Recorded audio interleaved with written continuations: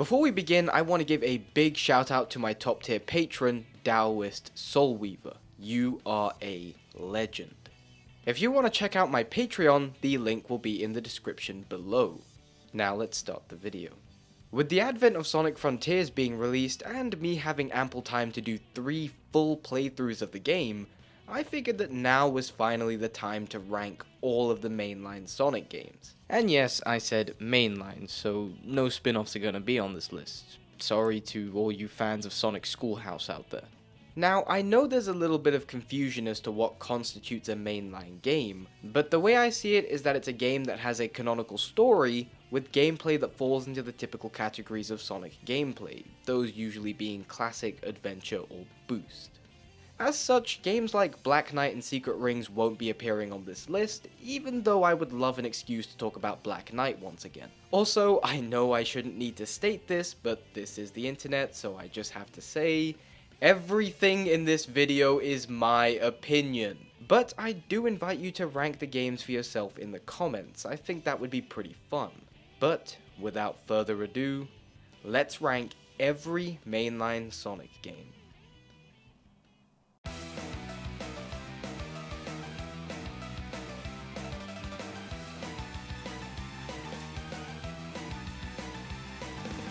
Now, some of you will be a bit confused about this placement. Sonic Forces? This low?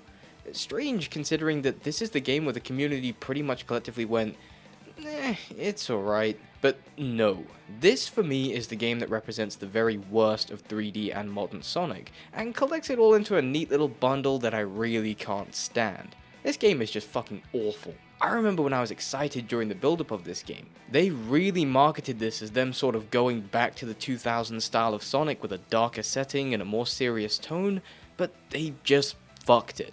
Any potential with this story was squandered with them skipping over really vital segments with a fucking Windows Movie Maker text box and this seriously terrible pacing and just boring and bad writing. The whole takeover by Eggman?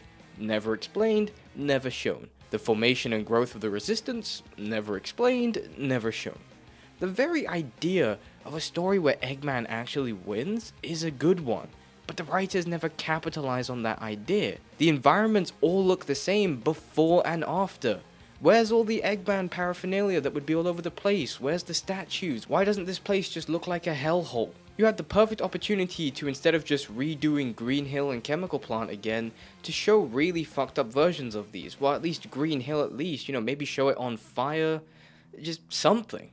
But no, nothing. The characters were also abysmal too, but you probably knew that watching pretty much any of my character analysis videos. I mean, just look at Tails here, and then Infinite, who is without a doubt one of the lamest, if not the lamest Sonic villain. His entire backstory can literally be summed up as, I got beat up by Shadow and now I'm angry. And for some reason, Classic Sonic is here when it serves literally nothing to this game other than pumping up that nostalgia boner when we already had enough. It's bad enough that they were reusing Green Hill and Chemical Plant again, but then they just threw Classic Sonic in there with no rhyme or reason, just to loosely tie this game into Sonic Mania. Even with modern Sonic's character model, they shortened up his spines and lightened up his shade of blue to make him resemble Classic Sonic, which just makes Roger's delivery feel even more out of place. And that ain't even talking about the gameplay, man, that just sucks.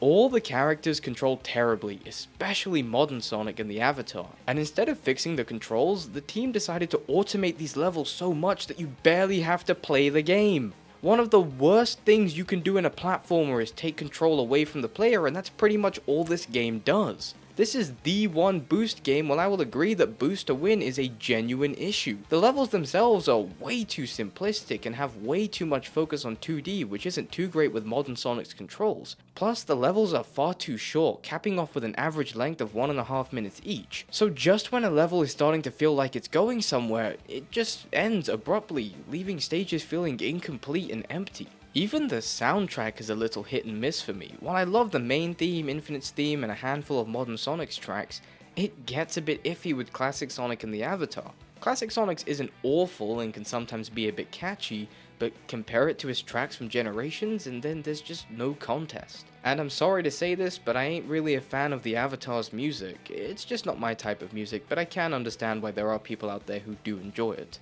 Are there any redeeming factors here? Yeah, graphically the game looks great, though I can't say the same for the art style. I mean, generic City on Fire, come on guys, you can do a little better than that. And I do love the amount of customization that you have with the avatar. You can definitely make some more unique creations here, although more often than not the characters end up looking goofy rather than cool. I think it might have something to do with the shorter features like the hair and definitely some of these eyes. I mean, this guy over here just looks traumatized. All in all, this is one Sonic game that I loathe, with its terrible story and characters, short levels, bad controls, bad level design, and reliance on nostalgia.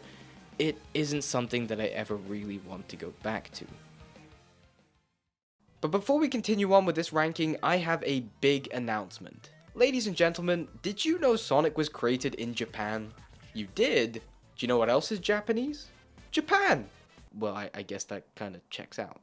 Japan is steeped in such an amazingly rich culture, and so why not celebrate that culture with the Kami playing cards that you can back right now on Kickstarter?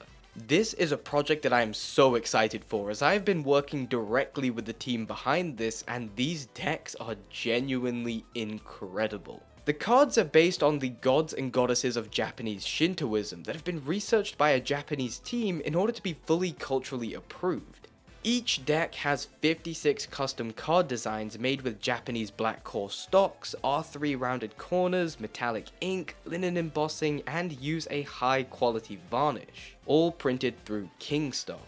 Additionally, they come in a beautiful tuck box. But that's not all, because you can also get your hands on the limited edition Heavenly Sakura deck, and I mean, just look at this. Do I need to say anything else?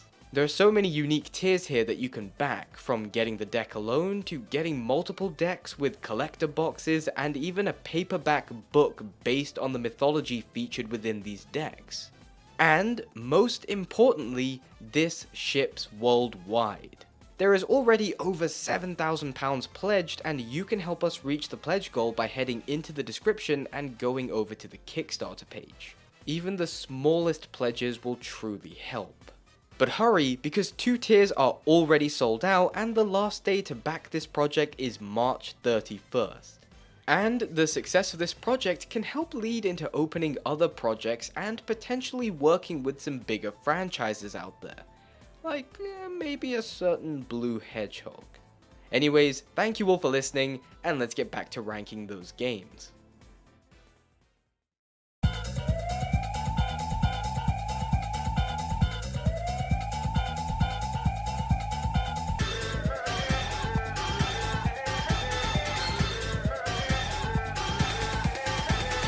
Sonic CD. Alright, now I can hear everybody sharpening their pitchforks and getting ready to storm my house, but at least let me explain why this pretty beloved game is so low on my list. I can appreciate this game's graphics, I can appreciate this game's art style, I can appreciate this game's atmosphere and charm. I love the music, especially the Japanese variant. This game introduced Metal Sonic, who is a fan favorite, and I love that Sonic still controls great here, and they even gave him this pretty cool move called the Super Peel Out. But most of the things I mentioned don't mean a damn when the level design is absolutely fucked. It isn't all bad in Palm Tree Panic, dare I say, it's actually pretty fun. But the rest of the game from then on pretty much enters this downward spiral of just bad and confusing level design that more often than not disorients the player. For crying out loud, there are rings in the walls. And also, some of these levels just have a bit too much going on, if you know what I mean. It can be more difficult here to distinguish the foreground from the background, and I mean, just look at some of this craziness going on. I remember being stuck on this pinball boss fight for way too long as a kid, just trying to go up. Even today I still struggle a bit here. Most of the time whilst playing this game, you have no clue as to what's going on, but you're kinda just going along with it. And for the cherry on top of this shit cake, the level design is entirely counterintuitive to the whole gimmick of Sonic CD, which is time travel. You are meant to hit one of these posts that either has past or future on it, and then proceed to build up and maintain momentum for a set period of time in order to time travel. So what's the issue? Well, the level design barely allows for this, and that sucks because the potential of a Sonic game where you travel to variations of the same acts at your own will to obtain a good future is a good one, but it's squandered when traveling between acts feels more like a chore, with you desperately trying to find some small segment of a level that you can use to build up momentum with, instead of just being good at the game and being rewarded with that momentum. In pretty much any of the other classic titles, this would not have been a huge issue to accomplish, but the level design here just goes against the core of the game, which is just bad design. I have never once gotten all good futures in this game because I just can't be asked. For me, this makes this one of the weaker Sonic games, and I don't really have a good time when going back to this one.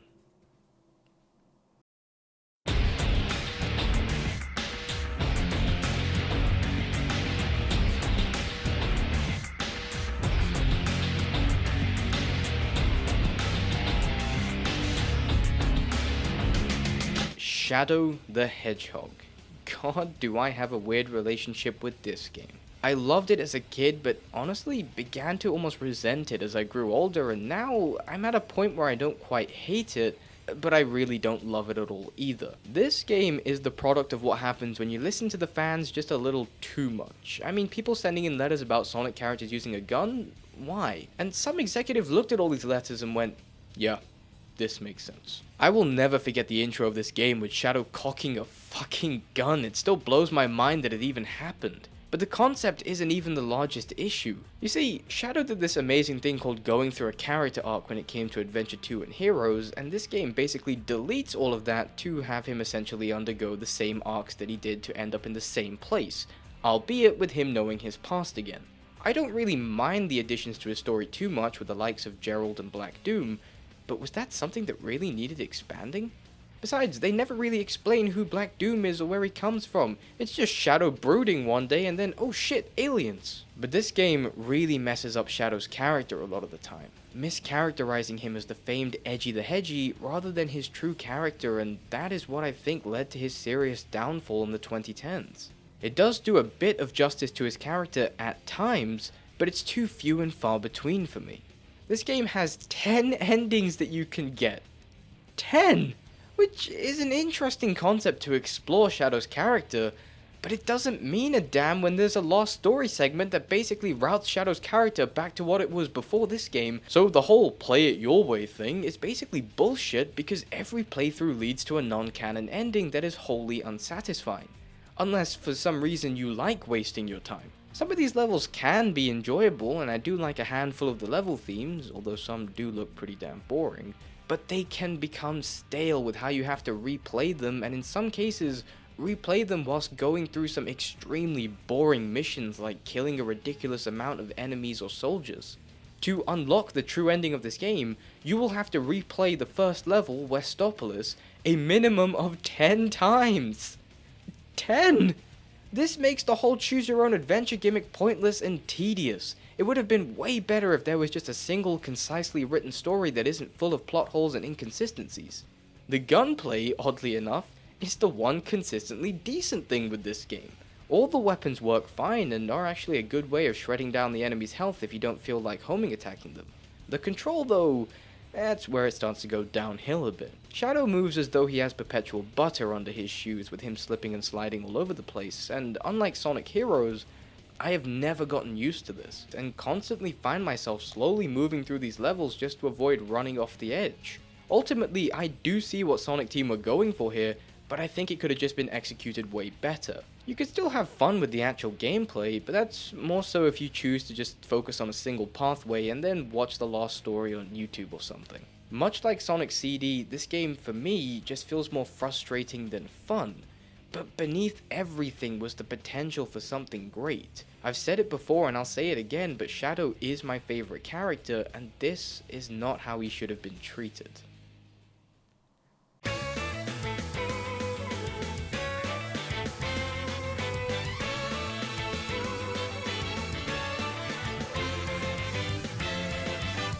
Sonic Lost World is a strange little game. After the immense success of the boost formula, Sonic Team decided, fuck that noise, let's try something different, and so this game was born. This is the Sonic game that feels the least like a Sonic game, with the biggest criticism of this game being that it just feels like a Mario game.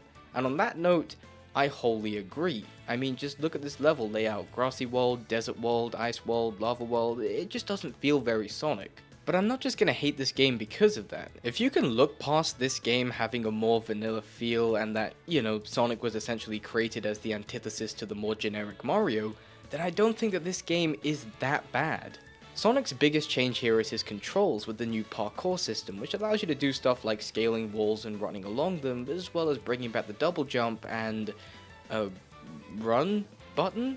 Why does Sonic the Hedgehog need a run button? This new parkour system is terribly introduced, with the game barely telling you any features of it outside of some vague hint boxes, leaving you to just figure it out for yourself. But I do think that as you get better at using the parkour system, that the game becomes more fun, and I do like the idea of a game getting better as you get better.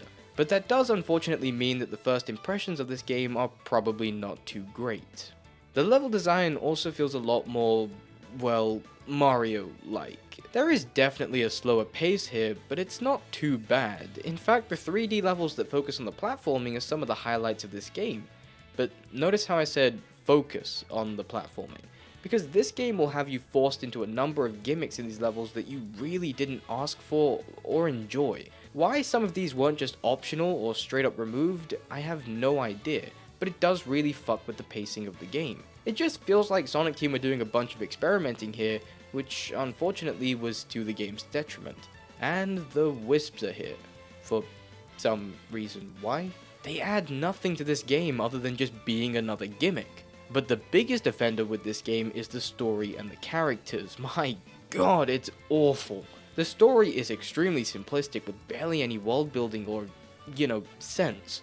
Like, at the beginning of the game, you just happen to randomly wander into this unknown planet called the Lost Hex. It's just there. No setup or anything. And Tails, just for some reason, knows about it. The Deadly Six, well, they just exist here for no other reason than the game needing bad guys. Stuff like that. And a simple story doesn't always need to be a bad thing, because a simple story is a gateway to complexity with character writing. You have more time to focus on the characters because you're spending less time trying to explain the story. But the problem is that the characters suck. Each member of the Deadly Six is painfully one note with their characteristics. Eggman is still treated like a joke and honestly feels bipolar in this game with his random mood swings that he gets. And Sonic is just the 2010 Sonic, and that's pretty much all I need to say about that. But Tails, my god, Tails. He's just a dickhead in this game and just comes off as unlikable in every way. You are honestly rooting for his character to die when he gets captured. And then, there was the huge missed opportunity with his roboticization. Come on guys, you couldn't think of anything to do with this? Anything? Overall, I can have fun with the gameplay, it looks nice and runs at a smooth 60 FPS, and the soundtrack is great, but the game has plenty of issues, especially with a chunk of its level design, like in the desert levels. The controls just also require a bit too much time to adapt for me, and the terrible story and writing. This is just another game for me that is a one and done.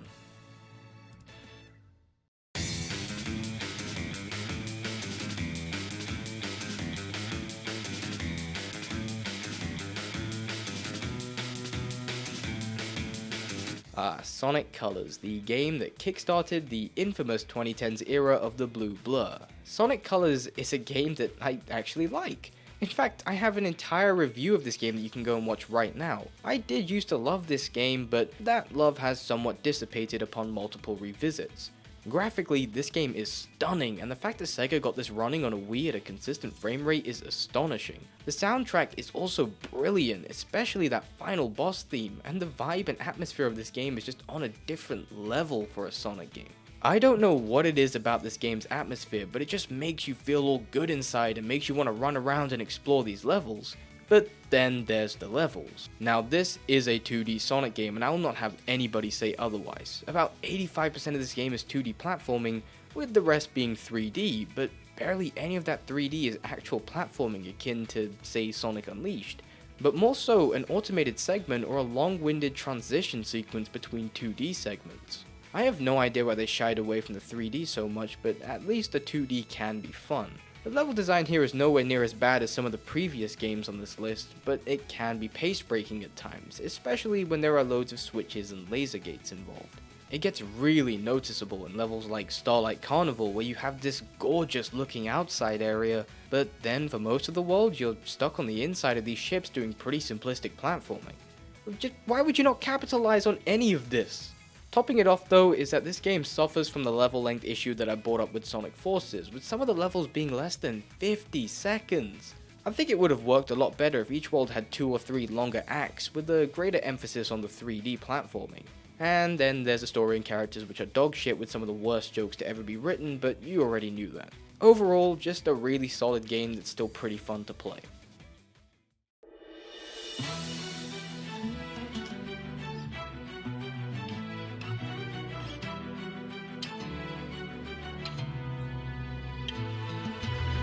Sonic 06. Now, this game is the reason why the Sonic franchise became the gaming community's punching bag. Sonic was never good. Sonic was never good. Sonic was never good. So many people over the years have bashed and criticized this game to their heart's content, and while so much of what they're saying is true, I can't help but feel like these guys get so caught up in shitting on the game that they forget that there's actually some good here. It's not all bad. In fact, I like it more than every other game on this list so far. This game is undoubtedly rushed, buggy, and unpolished, with plenty of glitches sprinkled on top. But this game also represented one of the last times that we saw this level of ambition and drive from Sonic Team, to make Sonic into something greater than just another platformer. Firstly, this game's soundtrack is god tier and is fighting for the spot of my favorite Sonic OST. Then there's the story, which I'll admit can be pretty messy at times, mostly due to the time travel shenanigans and the writers not being able to create a set of established rules to follow to write that correctly. The characters as well ranged from being bad to being some of the best that the series has ever offered. This game has my favorite Shadow. If the world chooses to become my enemy, I will fight like I always have. And it easily earns the badass seal of approval. This game also introduced Silver and Mephiles, who are phenomenal in their own rights as characters, and then there's also Sonic, who was still mostly great. At least, yeah, she was a weak point, as was Sonic's story as a whole, but Shadow and Silver's story more than made up for it. The gameplay I thought was pretty fun. The environments and level designs could be great, mainly with Sonic, but fuck that ball puzzle with Silver, seriously, that is fucking awful. I do like that the levels feel more open in this game, with plenty of optional pathways to get to the goal. The Mach Speed sections, yeah, they aren't too great with Sonic's Breakdance of Doom, but I don't think that they're as awful as some people are saying. The only time that I really despise these levels is when I have to switch characters to a side character that isn't Blaze, or when there are gimmicks involved like Shadow's vehicles. There is probably a good chunk of nostalgia fueling my liking for this game, but screw it, it's my list and I'm allowed to use nostalgia as a talking point. I do wonder though how different the franchise would have been if this game was fully finished and successful.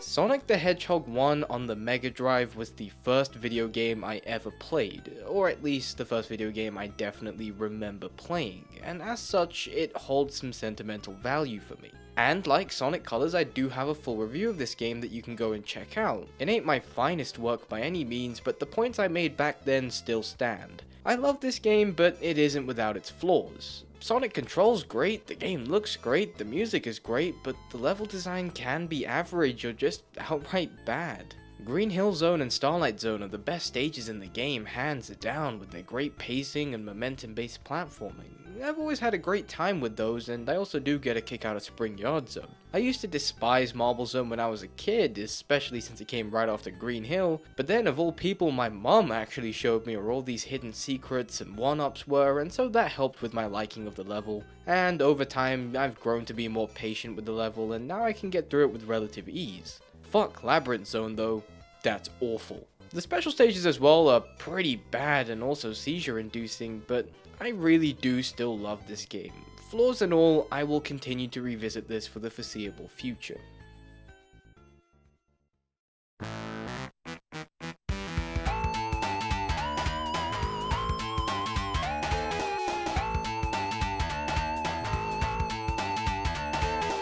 And coming right off the heels of the first game, we have its sequel. Sonic the Hedgehog 2 does exactly what a good sequel should do by basically improving on everything the original did. It tightens up the level design, ups the visuals, adds new features, and removes features that didn't work all too well, and to top it all off, it has a great soundtrack. I love the greater sense of momentum here. The level design is so much better and actually allows you to build up momentum by utilizing more slopes and loops. The new spin dash feature only helps with this, and there's a reason that it became a mainstay feature in the Hedgehog's arsenal. The design around Sonic the Hedgehog 2 just feels like it understands Sonic a lot better in terms of his gameplay, and it shows with even the first stages like Emerald Hill Zone and Chemical Plant Zone. But it's when you reach the last few stages of this game that it decides to drop drastically in quality. All beginning with Metropolis Zone, which is this mechanical hellhole where the enemies are placed in the most annoying places like these fucking starfish guys right next to the elevators, basically making it so that you always get hit. I swear to fucking god, I'm gonna...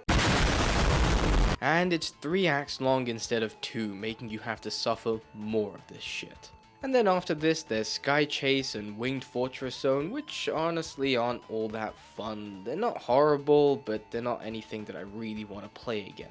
And then to cap it off, there is the Death Egg Zone, which is Sonic Team's big fuck you, as you have to fight 2 bosses with questionable hit detection whilst having no rings. That is the ultimate punch in the dick, especially if you just barely reach that zone with 1 or 2 lives and then the game throws this at you. I also really hate the special stages here. In fact, I would rather play the special stages from the first game. Yeah, I said it. Barring those final segments, this is a brilliant game and one of Sonic's best adventures, and also we were introduced to Tails here for the first time and even got a pretty nice multiplayer mode. Well, for the time anyways. Overall, a great game that was soured slightly by those final stages.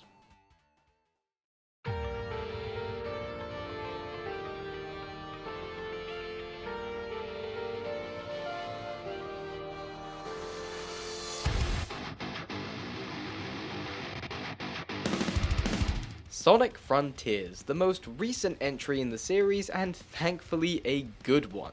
This game's praises have been sung since its release by many, leading it to having 94% of its reviews being positive on Steam.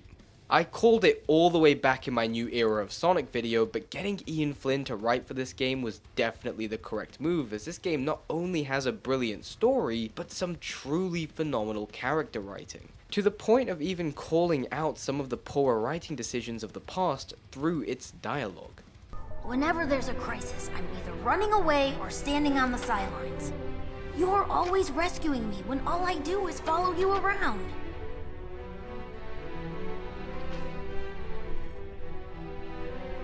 Hey, who was it who stopped Eggman from blowing up Station Square, huh? And who broke me out of prison, or saved me from the Deadly Six's trap? Then I'm wildly inconsistent. I'm not going to go into detail here, but just know that the writing for this game is fantastic. Although I do think that you are going to miss out on a fair amount if you aren't a Sonic fan. The gameplay as well is actually really fun, at least when in the open zone. I can look past all the random floating platforms and rails all over the place when I know that I'm having a good time.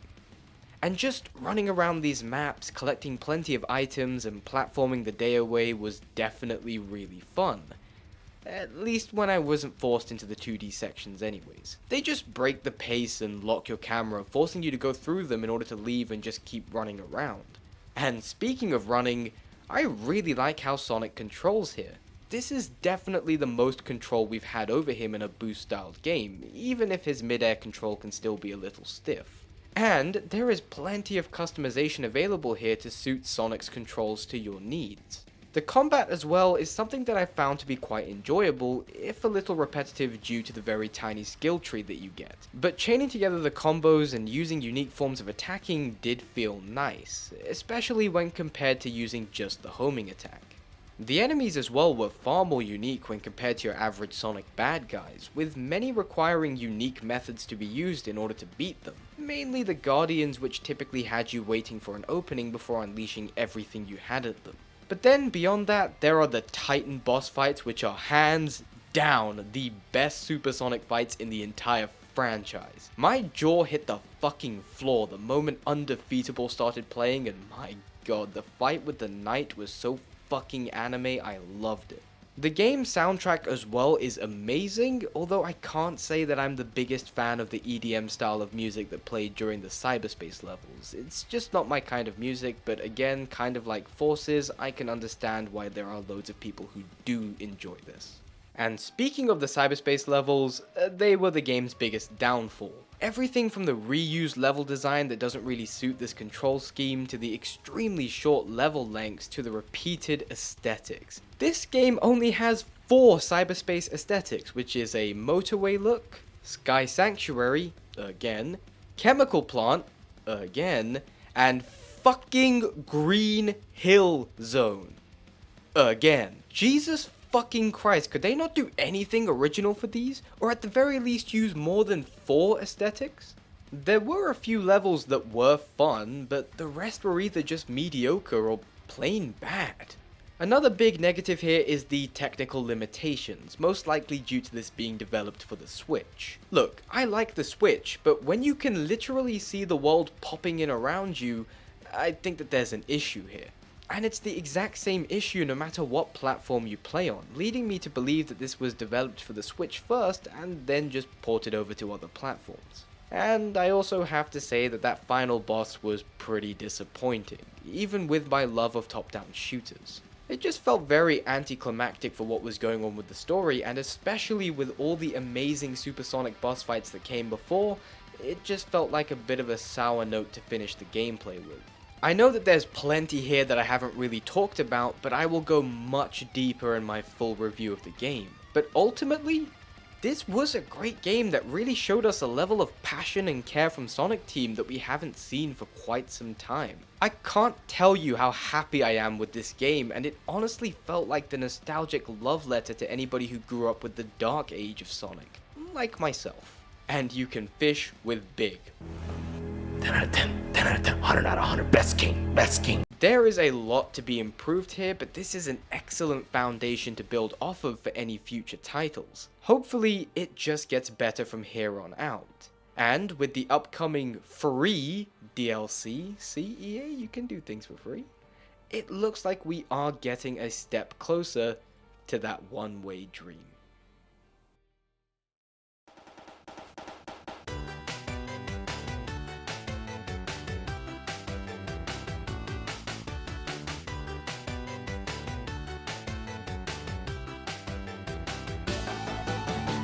Now it's time for one of the best anniversary titles, Sonic Generations. This game is just so much fun, and I would argue it's one of the most, if not the most replayable Sonic game to date. The nostalgia in this game is used perfectly to coincide with the 20th anniversary, and this was before Sonic Team got trigger happy with nostalgia and started reusing levels again, and again, and again, and again.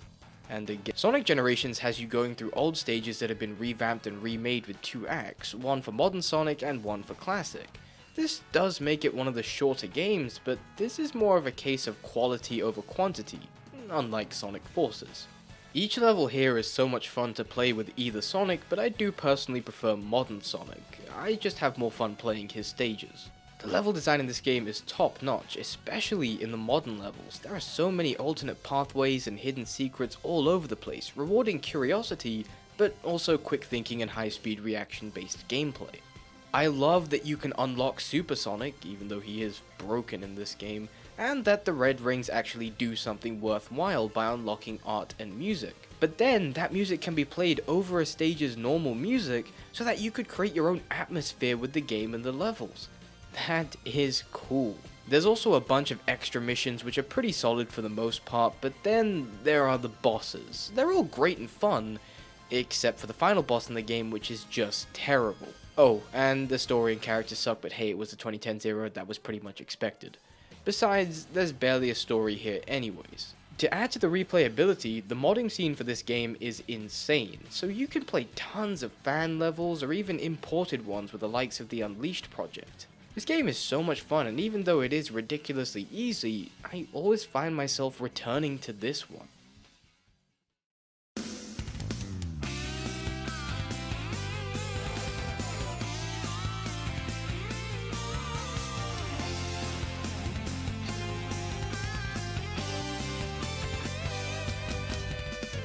and I love this game. Sonic Adventure is a game that has aged like milk, at least visually, but goddamn do I get a kick out of revisiting this game. From the amazing stories that weren't afraid to tackle more mature and serious themes, to the fantastic characters, with special props going to Gamma and his story, which is still one of the greatest Sonic stories, period. Man, I cannot wait to do a character analysis of him. When it comes to this game, most people will say, oh, I like Sonic, Knuckles, and Tails' gameplay, but not the rest. And to that I say, no, because I like them all. Except Big. I mean, why do I gotta fish in my game? The controls of this game are possibly the best in the whole series, for 3D anyways, and the level design feels pretty open here, but still linear enough so that you can't really get lost. I also absolutely get a kick out of finding my own little shortcuts by spin dashing off of slopes and ledges, which just adds that nice layer of replayability to the game, encouraging you to go back to stages that you've already finished. I also like the unique styles of gameplay here, and I can appreciate the grander tale being told with 6 stories that all interconnect before the big final story. If it was up to me, I would have made it so that Amy, Gamma, and Big stories were all side stories that were tangential to the main story, seeing as how they barely tie into the main plot anyways. The controller itself. Could this be the emerald that controls the 7 chaos?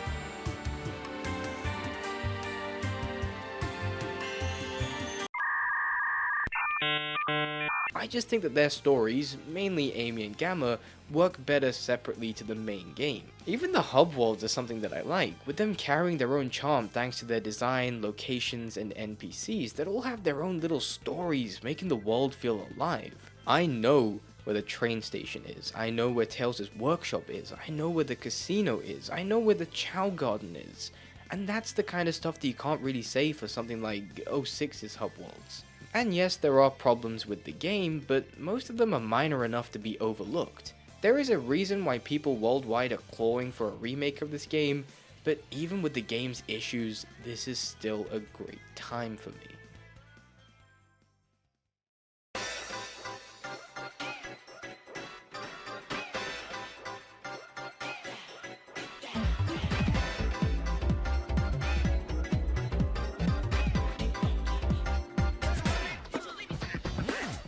Oh boy, if you thought that Sonic Generations was a big nostalgic game, then let me introduce you to Sonic Mania, the nostalgia-fueled love letter to the classic Sonic series. Since Sonic 3 and Knuckles, fans really wanted another true 2D Sonic game, and the closest we got was Sonic 4, which, well, you know. But then a bunch of essentially Sonic fans got together and created this fucking game with enough references to make the MCU turn its head. Yeah, it's pretty annoying that they reused Green Hill, Chemical Plant, and other older zones, but they managed to make it feel pretty fresh thanks to the inventive and ingenious level design. All the characters control fantastically, every single level is fun, the level design is absolutely top of the bar, all the new zones are great, and the music, my god, this music is something else entirely. And I haven't even talked about the Sonic Mania Plus DLC yet, but that is just the icing atop this beautiful cake, adding Mighty and Ray as playable characters, a new encore mode, and extra special stages. Oh, and the special stages for the Emeralds are without a doubt the best special stages in the entire series. They are the most fun and I genuinely look forward to doing them. I actually kind of want a whole game with them. I have replayed this game so much and I only look forward to replaying it more and more. Sonic Mania, for me anyways, was the true 25th anniversary game. Unlike that piss poor attempt of a game that was Sonic Forces.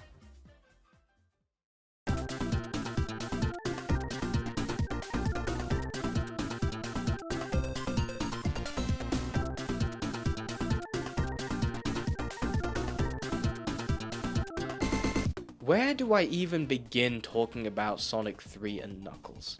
It was so difficult to decide between this and Sonic Mania as the best 2D Sonic game, but ultimately, I chose this. I just think that this game does it best. It one-ups Sonic 1 and 2 in basically every way, creating what is, in my opinion, the finest 2D platformer ever.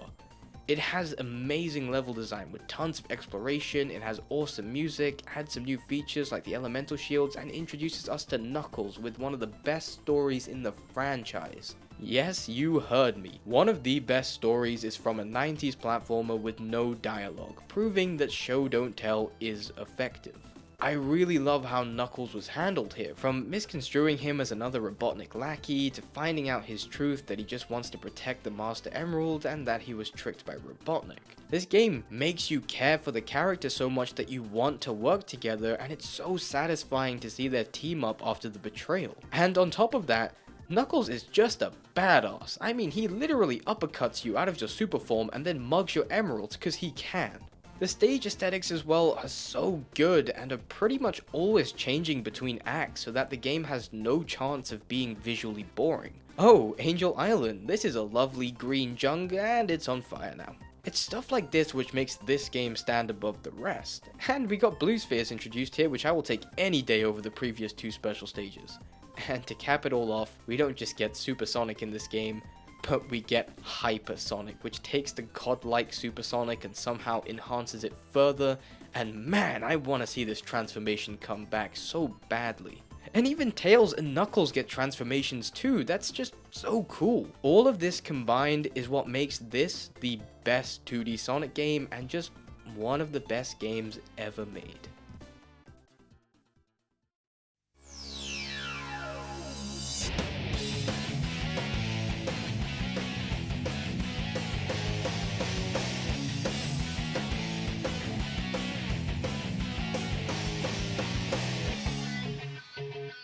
I bet a whole lot of you saw this coming, but Sonic Adventure 2 is one of the greatest Sonic games and just one of my favorite games that I've ever played. I mean, this is the game that introduced Shadow the Hedgehog, my favorite character from the franchise. I love this game so much. Its story is the best in the series, hands down, with some of the best characterization. I love how Sonic has his attitude, but also knows when to be serious. I love Tails' continued growth into becoming his own person. I love Knuckles' growth and him learning to take things a bit easier. I love Rouge's character as the double-crossing jewel thief.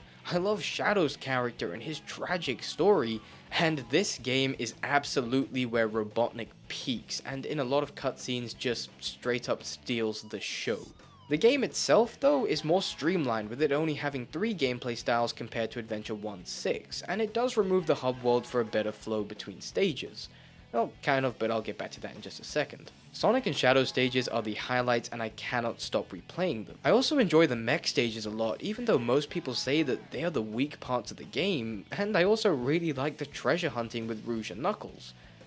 To an extent. My only real criticism is that some of the treasure hunting stages are just a bit too expansive, artificially lengthening the stages alongside the revamped radar that only displays one specific emerald piece at a time, unlike Adventure 1's. This can make later levels like Meteor Herd and especially Mad Space drag on, but the rest of the game more than makes up for it. In every stage there are keys that you can find that can be used to gain access to the Chow Garden, and I absolutely love this Chow Garden. Adventure 1's was fine, but this one just feels so much better, and I've spent more hours than I care to admit raising these things. This, for me, is the unofficial hub world for the game, and I always take time out to visit these little bastards. Seriously, Sega, I don't know why you haven't made a separate Chow racing game yet, but you would get so much money from it.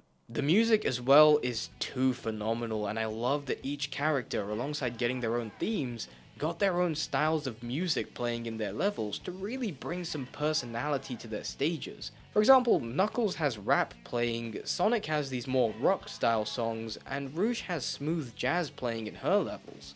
That is just a really cool way of adding that layer of personality to it all. This game is just iconic, and don't tell me you didn't get giddy when you saw Sonic and Shadow team up and transform together to fight the final hazard that was going to destroy the planet. I cannot get enough of this game, and if you're interested, I do have an SA2 randomizer series that is 2 episodes deep, and I will be returning to it soon. But for now, that is the legendary Sonic Adventure 2. But there's still 2 more games to go.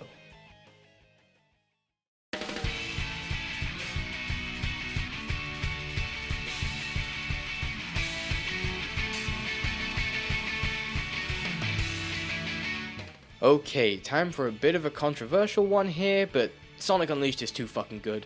It receives so much hate that there has been times where I would question my own love of this game, but then every time I would go back to playing this game, I just have a great time. The gameplay is so good, with it having my favorite boost stages and just some of my favorite stages, period. that are always a treat to return to. I love blasting through this game at ridiculous speeds, but you aren't really overpowered. No, if anything, this is one of the more difficult Sonic games that requires you to master these levels to get through them smoothly. Sonic's controls here are also pretty solid. Yeah, it's a bit tank-like, but the levels are designed around that, and the level design is great too. But that just covers one half of the gameplay, because then there's also the werehog sections. Now, these sections are what caused the majority of the community to turn on this game, saying that it's just not fun and out of place. But I totally disagree. I love these stages. It focuses more on a beat 'em up style of gameplay that I think is very well implemented. The amount of moves that you can amass is insane, and the controls are great to boot. At least I have never had an issue with the controls. A lot of people also complain about the level length for some of the werehog stages, but I like longer levels, so I didn't mind it at all. Besides, it gives you time to soak up the atmosphere of this game and listen to that sweet, sweet jazz playing in the background.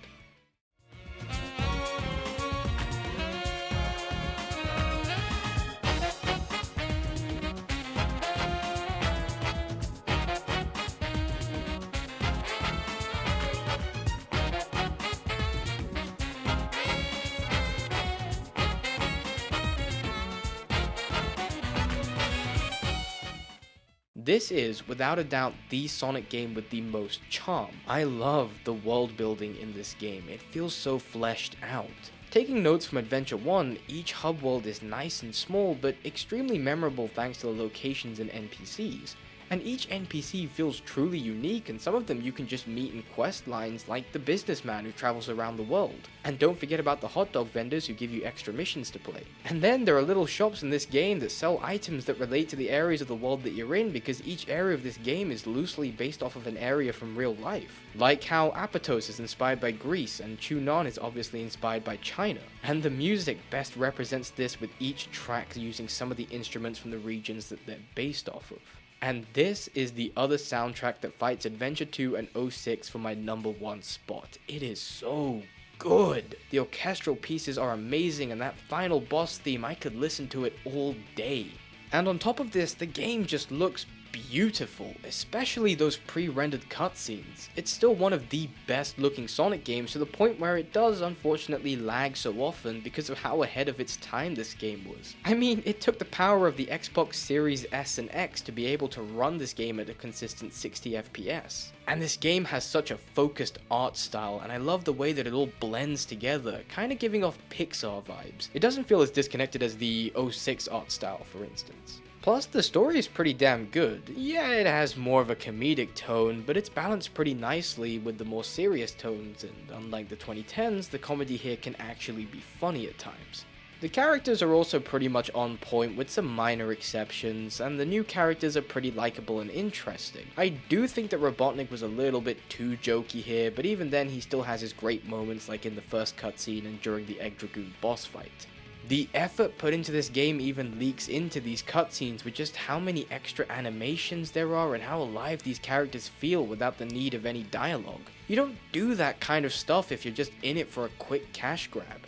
This just felt like a whole and complete experience, and it really felt like Sonic Team was trying to apologize for Sonic 06 and Secret Rings. Earlier in the video, I wondered what the franchise would have been like if 06 was actually successful, but looking back at this, I'm kinda glad that 06 ended up the way it did. Otherwise, we may not have gotten this game.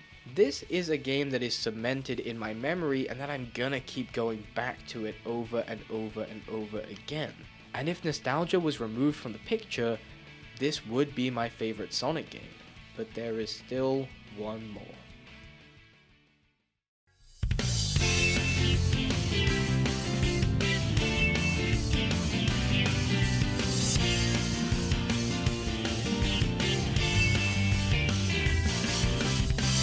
Sonic Heroes. I don't even know what to say. This isn't just my favorite Sonic game, but my favorite game of all time. I've been playing this game constantly since 2003, and it is the game that I've spent the most time on ever. I have so many memories of this game, and so yes, nostalgia is fueling a lot of my decision here. But anytime that I boot up this game, I just have a big smile on my face and just get transported back to simpler times of sitting down cross-legged in front of my grandma's CRT playing this without a care in the world. I did really enjoy the story here, despite how much more simplistic it was in comparison to the adventure games.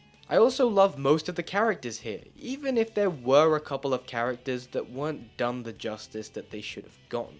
I always pick Team Dark because they're my favorite and have the best team dynamic. Omega is such a badass who wants nothing more than to end Robotnik. Shadow learns the value of himself no matter if he's a fake or not. And Rouge is almost that voice of reason and is the whole reason that the team forms in the first place. Metal Sonic as well, man, he was just at his absolute peak here and was a genuine threat, and I just thought he was the absolute coolest thing in the world, until later games came along and butchered him and completely made him a joke.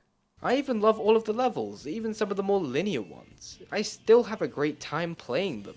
I cannot get enough of Egg Fleet. It is my favorite Sonic level of all time, where the amount of ways to get to the goal just feel endless. I still feel like I haven't explored all of that level yet, and I've been playing this game for almost 20 years. The diversity in the levels really makes this feel like a classic Sonic game being brought into 3D, with the vibrant art style and look, and I can't get enough of it. It really goes a long way into making these levels more memorable, and even keeps to the 2-act structure of games like Sonic 3 by essentially having the second act being almost a variation of the first in terms of its look. Despite this, I can understand why there are people out there that don't particularly enjoy the missions of this game, especially the chaotix ones. Mainly, the ones that require you to destroy a ridiculous amount of enemies, and of course, the infamous torch mission. But what I also like here is the extra missions that you can access that are completely optional. They are just there if you want to get more out of your copy of the game, and there is even a multiplayer mode. But the day that I can convince someone to play that with me is the day that the Sonic 06 remake is announced. The music though is exceptional and perfectly matches the area that you're in, similar to Sonic Unleashed. Many people criticize the controls, and yeah, it can be quite slippery, but I'm so used to it that it honestly doesn't bother me all that much. But that isn't me denying that these controls are less than ideal for a Sonic game. But I do enjoy the character switching mechanic. By simply pushing the associated button, you immediately swap characters, with each character being a speed type, power type, or flying type. It works seamlessly, and there are even monitors and gates to guide you into using the correct character for certain sections of the game, but again, it is your choice to ignore it and go about these challenges as you see fit. Then there's the special stages, and yep, I will 100% agree that they are not good. It is so difficult to control your character here, and you're just praying to the gods of RNG that you can get that emerald and move on with your life. And to top it off, the character battles can feel pretty messy, with you mostly spamming the Thundershoot and hoping that you win. But even with all these negatives that I have listed, I still love this game. It has this undeniable charm about it. Again, it could be my nostalgia, but it's just how I feel. I have so many people asking me to do a full video talking about why this is my favorite game, and I do definitely plan to do that. I was thinking that it would be the perfect video for a 50,000 subscriber special, and we are readily approaching that goal, so be ready for that. But there you have it. That's my ranking of all the mainline Sonic games. If you made it to this point of the video, then why not leave a comment below with your thoughts on my list or even your own rankings. I will respond to as many comments as possible. As always, if you did enjoy the video, then feel free to leave a like and subscribe to keep up with all future content. If you want to support this channel beyond the much appreciated like and subscription, then head on over to my Patreon, the link is in the description below. And as always, a big thank you to all my patrons. You guys are absolute legends. But with all that said, I hope you enjoyed the video, and I'll see all you guys next time.